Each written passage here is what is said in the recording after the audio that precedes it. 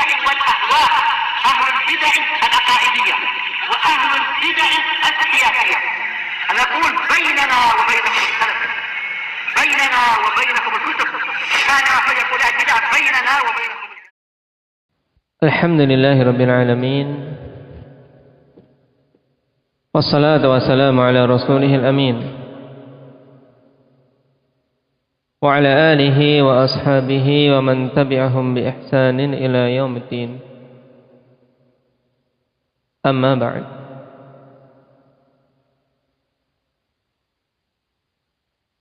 Ikhwani fillah rahimani wa rahimakumullah. Pada pertemuan yang lalu kita membahas tentang salah satu peperangan dari peperangan yang Rasulullah SAW pimpin, yang tentangnya turun ayat-ayat yang banyak di surat At-Taubah. Perang apa itu namanya? Indang Azam, perang Tabuk, atau juga dinamakan dengan perang apa? Dinamakan Ghazwatul Tabuk, juga dinamakan apa Nabil? Ghazwatul Usrah. Nah, dinamakan Ghazwatul Tabuk karena yang dituju adalah daerah Tabuk. Daerah Tabuk itu di mana? Indak Wahyu.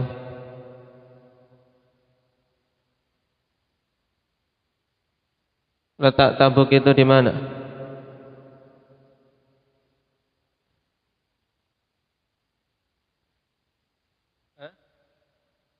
Kalau dekat Madinah nyantai para sahabat, tidak akan repot-repot. Nah, terletak antara Madinah dan Syam. Taib. Maksudnya di antara Madinah dan Syam ini bukan kemudian dekat, karena dalam tarikh di antara beratnya peperangan ini karena jauhnya jarak. Cuman ketika diperkirakan letaknya, ya ketika dari Madinah sampai Syam itu antara dua tempat tersebut, itulah Tabuk. Ya, sekarang masuk dalam lingkup kota-kota di Saudiyah, bagian mana? Harin? Bagian utara. Baik. Dinamakan Ghazwatul Usrah, kenapa, Rifki?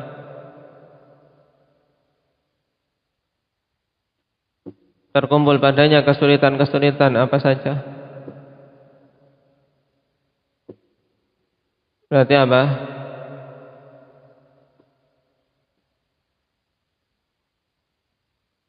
Kesulitan dari sisi cuaca, terus kesulitan dari sisi zat, asratuz zat, terus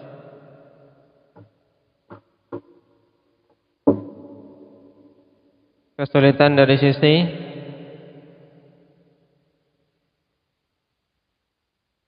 jarak yang jauh, juga kendaraan yang kurang, dan air yang sulit.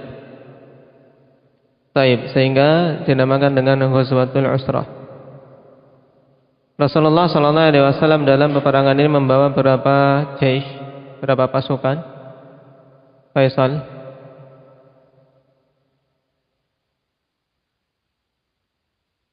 Berapa? 3.000 pasukan. Berapa?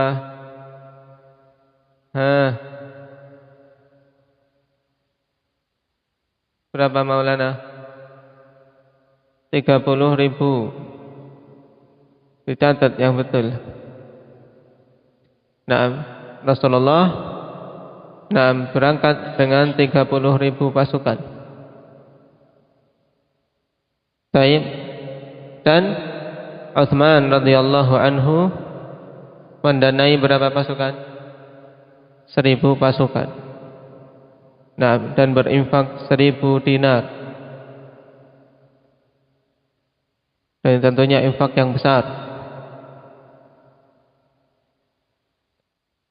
Dan dalam peperangan ini dikenal mereka-mereka yang disebut al-Bakka'un. Kenapa dinamakan Bakka'un?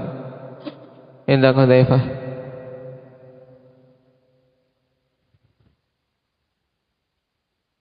Kembali dari mana? Dari perang?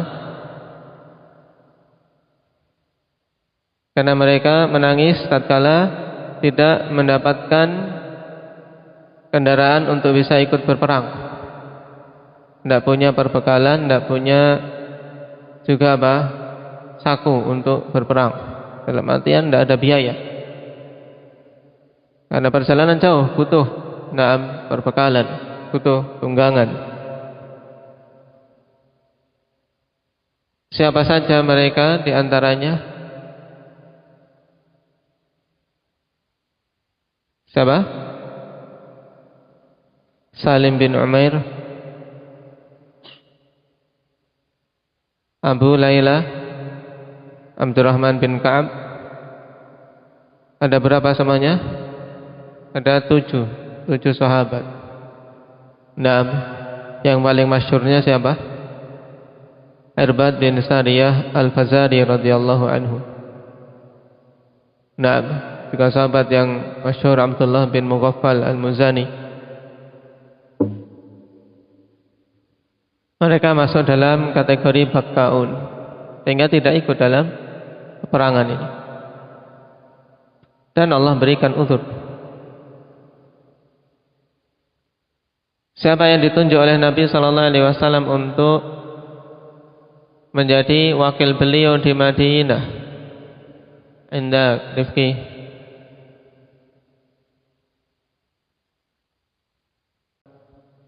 Tayyib Muhammad bin Maslamah. Lalu yang diamanai menjaga para wanita dan anak-anak siapa? Indah Nafi'. Ali bin Abi Thalib radhiyallahu anhu. Sekarang kita lanjutkan, masih berhubungan dengan perang tersebut.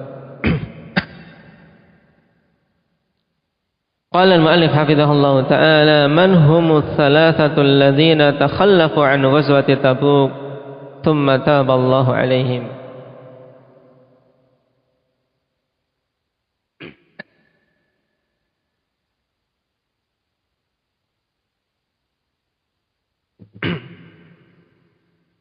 Siapa 3 orang yang tidak ikut dalam peperangan Tabuk, kemudian Allah Subhanahu wa taala berikan pengampunan pada mereka.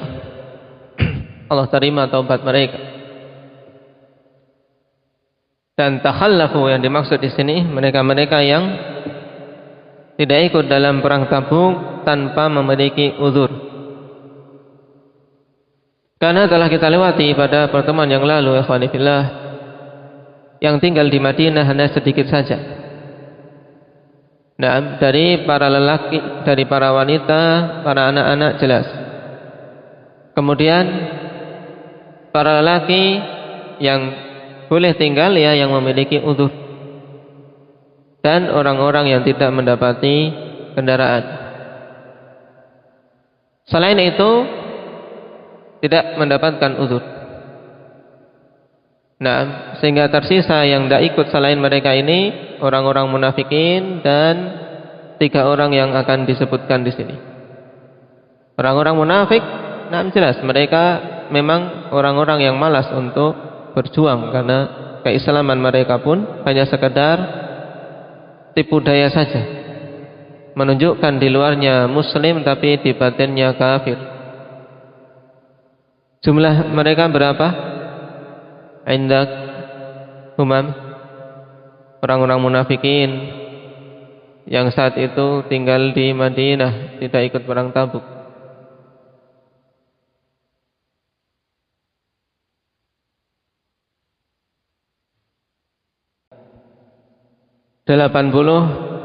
orang lelaki.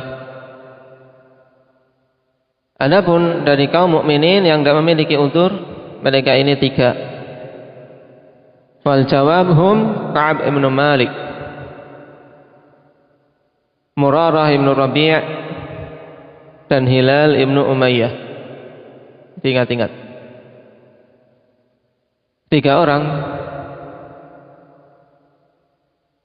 yang Allah Subhanahu wa taala sebutkan tentang kisah mereka di surat At-Taubah. Dan dalam hadis yang panjang disebutkan oleh Ka'ab bin Malik radhiyallahu anhu bagaimana kisah beliau ketika mendapatkan ujian itu. Beliau sadar bahwasanya itu kesalahan.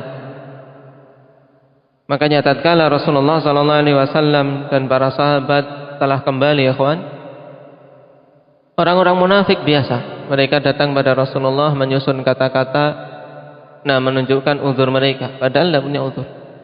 Dan Rasul sallallahu alaihi wasallam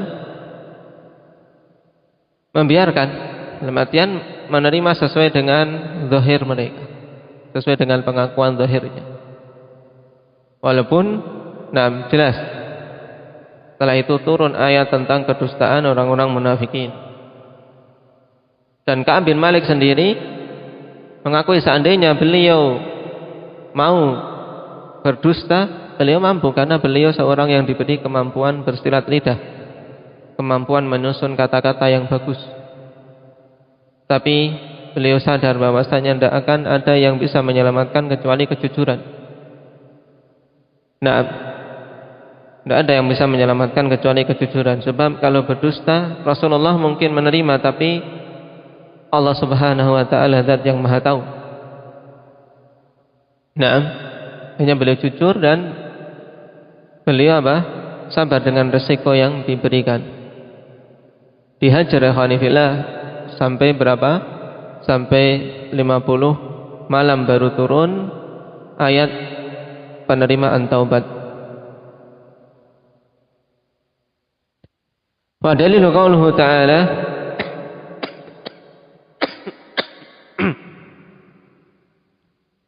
dalilnya adalah firman Allah Subhanahu wa taala wa 'ala thalathati alladhina khulifu hatta idza daqat 'alaihimul ardu bima rahubat wa daqat 'alaihim anfusuhum wa dhannu an la malja'a min Allah illa ilayhi thumma taba 'alaihim liyatubu innallaha huwat tawwabur rahim. Dan atas 3 orang yang khulifu, yang mereka tidak ikut dalam peperangan Tabuk padahal tidak memiliki uzur.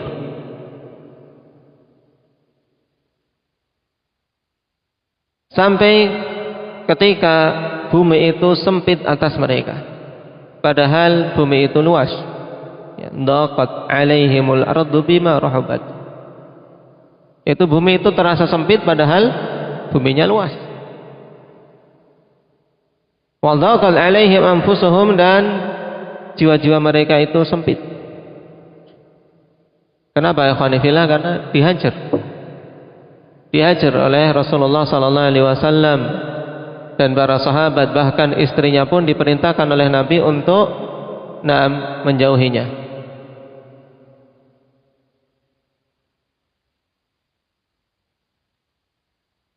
Selama 50 hari baru turun, ya kawan.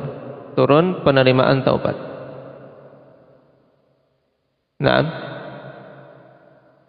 Dan ini perkara yang tidak ringan. Karena seorang muslim ketika ditinggalkan oleh saudaranya, walaupun bumi itu luas terasa sempit, ya kawan. Ketemu tidak ada yang mau menerima salam. Tidak ada yang mau diajak berbicara. Bahkan orang-orang yang paling dekat tidak mau diajak berbicara.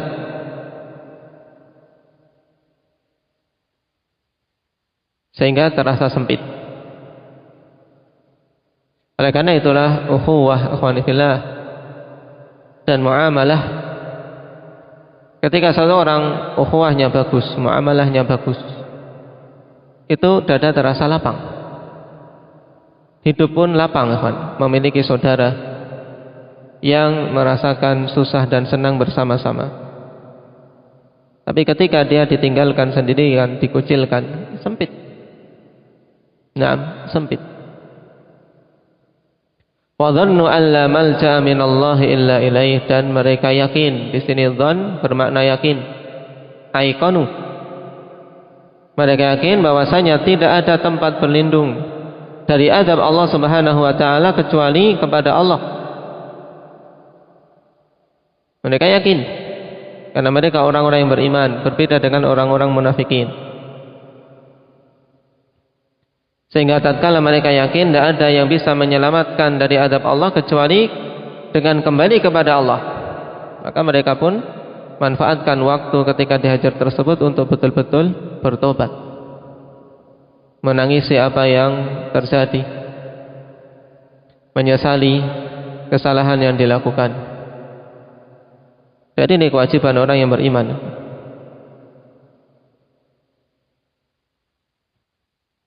Karena sungguh ikhwan, kesempatan untuk seorang mengetahui kesalahan ini bukan perkara yang mudah. Makanya merupakan taufik dari Allah Subhanahu wa taala atas seorang hamba tatkala Allah beri hidayah untuk dia sadar kesalahan yang dilakukan. Dan muncul penyesalan, karena banyak manusia juga tahu kesalahan tapi tidak ada penyesalan, nekat. Nekat. Ini tahu salah, tapi hawa nafsuku condong ke situ. Akhirnya dia terjang.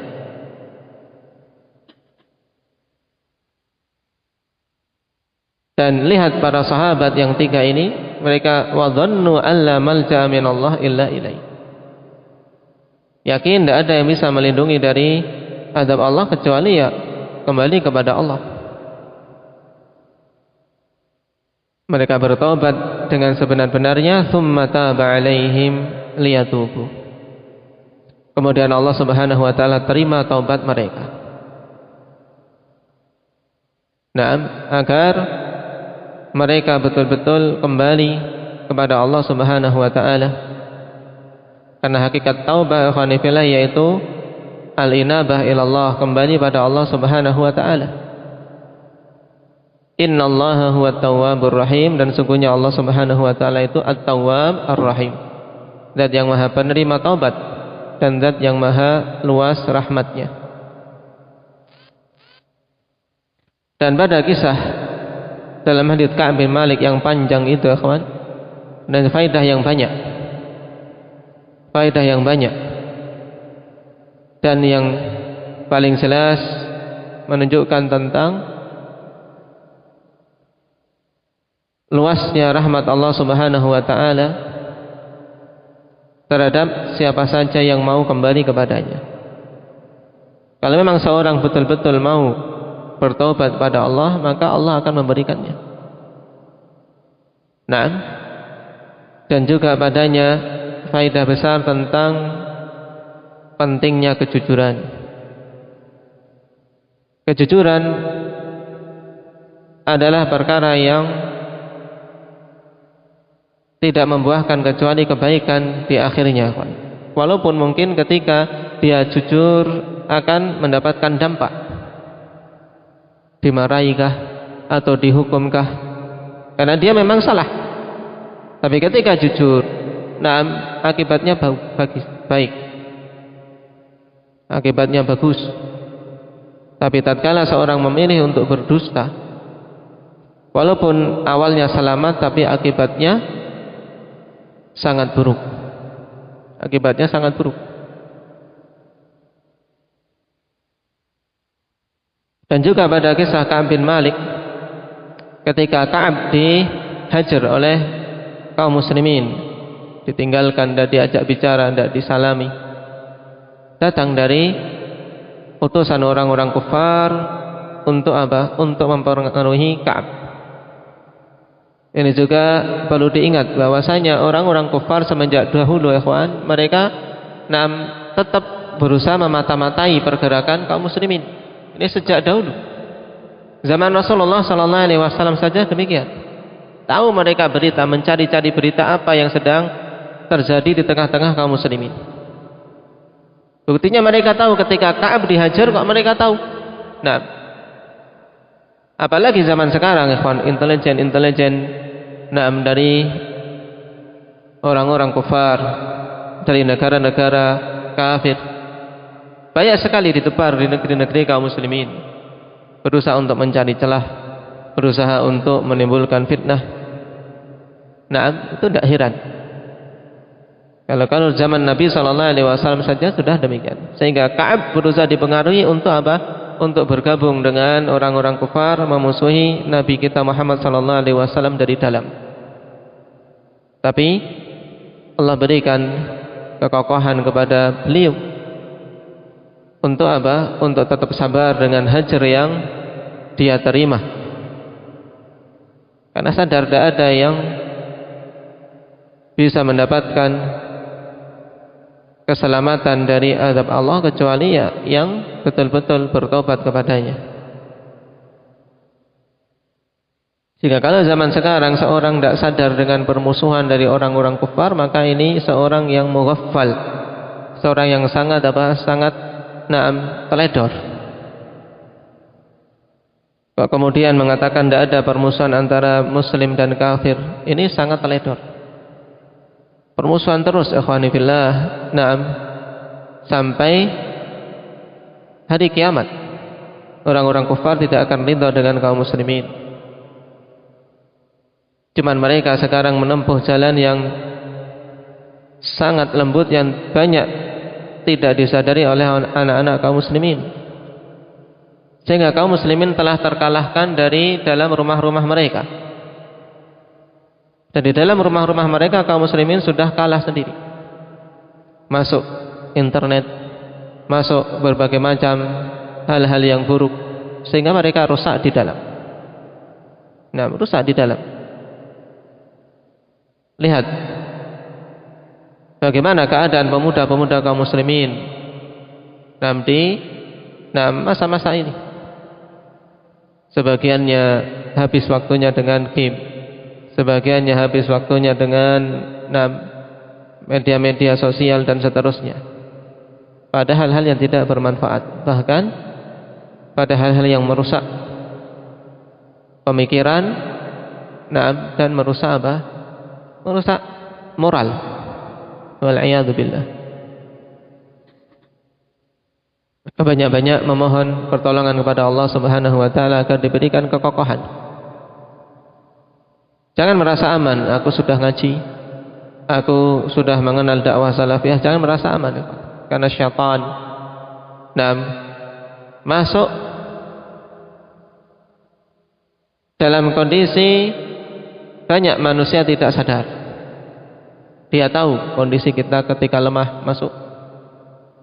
Kenapa? Karena dia terus mengintai. Kalau kita tidak terus-menerus siap siaga, ya akan terkecoh. Sehingga banyak mereka-mereka yang telah mengenal dakwah salafiyah kemudian merasa menyesal, nggak qanaah dengan dakwah yang hak ini. Wal-'iyadzu billah. Makanya Nabi SAW di antara doanya, Allahumma inni a'udzubika minal hauri ba'dal kaur. Minal haur ba'dal kaur, yaitu apa? Dari kemunduran, keterpurukan setelah dia mendapatkan apa? Kemajuan, mendapatkan hidayah. Kenapa? Karena memang banyaknya manusia yang sudah mendapatkan hidayah kemudian apa? Terpalingkan. Terpalingkan. Tidak peduli dia pintar atau bodoh, dia dulunya baik atau buruk, tidak ada jaminan, ikhwan. Makanya Nabi SAW contohkan ini, Allahumma inni a'udzubika minal hauri ba'dal kaur. Ya Allah, Kau minta perlindungan kepadamu dari keterpurukan, dari kemunduran setelah apa? Mendapatkan kemajuan, mendapatkan hidayah dan kebaikan. Nasallallahu al-afiyata wassalamah walhamdulillahi rabbil alamin.